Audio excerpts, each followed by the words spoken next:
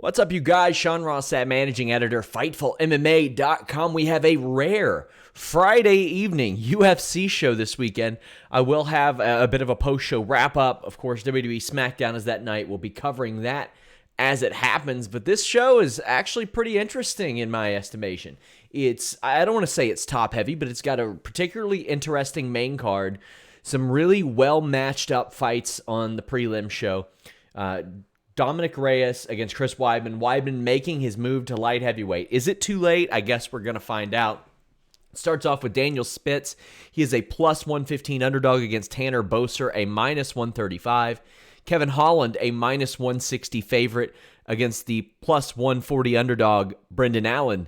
Court McGee, the veteran, coming in at plus 195.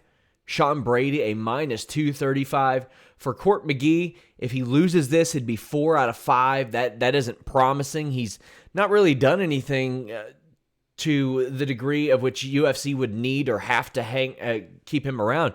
Of course, he won the Ultimate Fighter 11, but that was 9 years ago.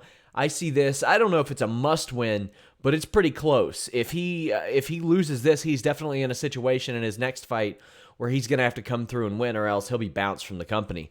Randy Costa, a plus 150 against minus 170. Boston Salmon, talk about a home field advantage. Kyle Bochniak, a minus 135 against the plus 115. Sean Woodson. Bochniak, again, I think he is in a must-win situation. He's lost 2 in a row. He lost to Dawadu and Zabit. And the thing is, all 6 of his UFC fights, have went to decision, and only one of them have been fight of the night, or got any type of bonus. He's taken some time off. He fought 3 times last year, and this is his first fight of the year, and probably with good reason, because if he doesn't win this, I think he's going to find himself back in CES MMA with the quickness. Diana Belbita, a plus 360, a massive underdog against the minus 450 Molly McCann. I think McCann's probably taken this one too. She has won her last 2 UFC fights.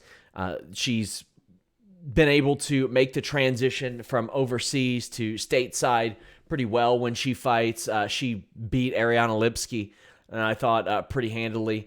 The only loss on her record, she couldn't even be put out. She went out to Jillian Robertson. I think Molly McCann's going to win this fairly easy, but that might be and I got 5 on it, flyer pick, just because of the wide gap there in that line.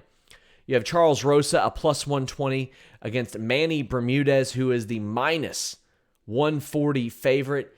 Charles Rosa, man, the thing about him, he's going to come and he's going to throw down. All 3 of his losses in the UFC, he's 2-3, by the way. All 3 of his losses have been fight of the nights. So if you're going to beat Charles Rosa, at least in the UFC, some stuff's going down. You're going to pay for it. This is his home territory. He's from Peabody, Massachusetts. It'll be his 3rd time fighting in Boston. And here's an interesting fact. He's 2-3 in the UFC. Both of his wins are in Boston. I'm giving him the upset win here in that fight. I love that matchup as well. I'll tell you another matchup I like. Darren Stewart against Deron Winn.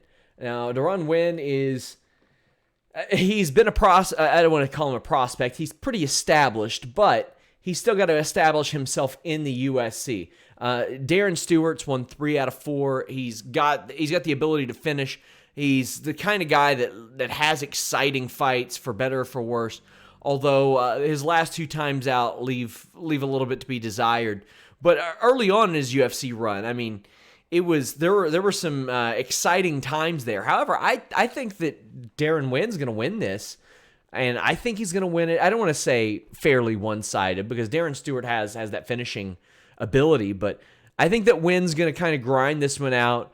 He's going to implement his mini Cormier type of game plan and emerge victorious here. I got him taking this one. You have Macy Barber and Jillian Robertson. Now, Jillian Robertson is a plus 100, Macy Barber a minus 120. I think that's about right where it should be. And this would be a big one for Macy Barber, as Jillian Robertson has won 4 of her last 5. Would not surprise me to see Robertson end up taking this one. This is a pretty well-matched fight in my estimation. I've got Barber taking this one, though. Joe Lozon at plus 120, still hanging around there. He's facing the minus 140 Jonathan Pierce, and I have Pierce winning this. This is a situation where Joe Lozon has lost 3 in a row. It would be 4 in a row if he lost this one. It would be, I think, 5 losses in his last 6 fights. Unless he goes on some kind of resurgence, I can't see him hanging around much longer. But then again, he doesn't seem like the kind of guy that UFC will cut either. It seems like the kind of guy they'll just keep feeding fights until he wins one. Then all of a sudden, he'll be back on co-main events again just because that's what they do. This is not the same fighter that used to be a submission of the night every time out or a fight of the night every time out. I think he won 6 in a row. I think he won like 9 in 9 fights. Like, it was an incredible stretch. He's not won a fight night bonus in over 3 years. Not only that, he's not finished an opponent since UFC 200. That's rough, man. He's well past his prime. I think Pierce is going to end up winning this one. Ben Sassali, a plus 240 against the minus 280 Greg Hardy. You know the drill here. Set up a can, watch Greg Hardy knock him over. That's about what we got right here. Greg Hardy's going to push forward, use his athleticism, and probably ground and pound this fella. Hell of a fight in the co-main event. Jeremy Stephens a minus 110, as is Yair Rodriguez a minus 110. They are dead even. Yair Rodriguez, it's wild to think about it, but the only person that has beaten him in the UFC is Frankie Edgar. That's it. And I mean, you can say what you want about the likes of Alex Caceres and Andre Fili, not exactly the most consistent fellows in the world, but Dan Hooker's very good, although he was nowhere near his career height, so to speak. But I've got Yair winning this, but it would not shock me to see Jeremy Stephens manage to pull this off. Now, this is, of course, a rematch of last month's fight that ended in an eye poke. So hopefully it goes a little bit longer than that one. But Jeremy Stephens hasn't picked up a win in a year and a half since that Josh Emmett fight. But, I mean, he's fought the best in the world in Jose Aldo and Zabit. I feel like Jeremy Stephens is the kind of guy that can capitalize on some of the silly spinning shit that Yair Rodriguez pulls off. I think that he's got that ability, and he could do that at will. I don't want to say at will, but he could capitalize on that effectively and end up finishing this. But I'm still picking Yair to emerge victorious in this one as well. Main event, and boy, is this a good one.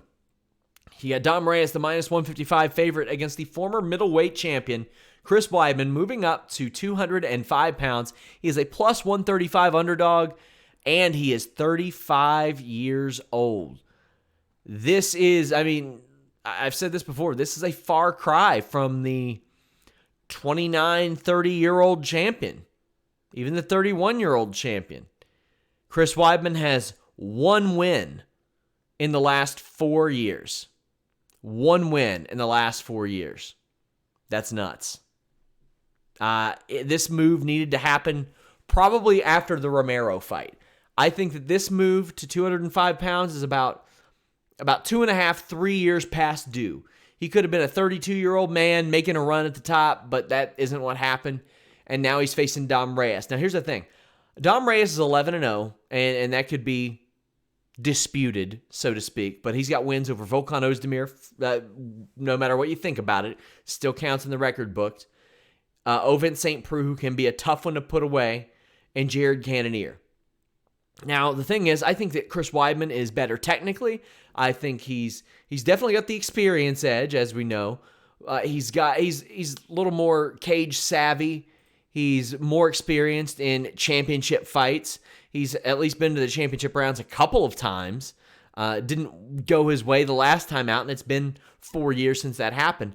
But I think there are a lot of things. Like if I were to put this on paper, I would go 55% Reyes, 45% Weidman, which is pretty much what the betting lines have it as. It would not shock me to see Chris Weidman win this fight, but I got to go with the hot hand with Dom Reyes. Like that's the one I got to go with. Dom Reyes has everything going for him right now. Chris Weidman, this is a chance for him to hold on to relevance. And quite frankly, if he had never held that title, he wouldn't be in this main event, but that's where we are. My I Got 5 on it picks. These are underdog betting flyers. We'll go Court McGee plus 195. Holding on to your job can do some things to a man. Diana Belbita, a plus 360. That line is just too wide against Molly McCann. Women's MMA can be very unpredictable. And then Ben Sassoli, plus 240 over Greg Hardy, a minus 280, even though I'm picking Greg Hardy to win that. You never know what happens when a big boy throws that fist at your face. Might go night-night. Leave us a thumbs up, subscribe to our channel. Until next time, visit FightfulMMA.com. We're out.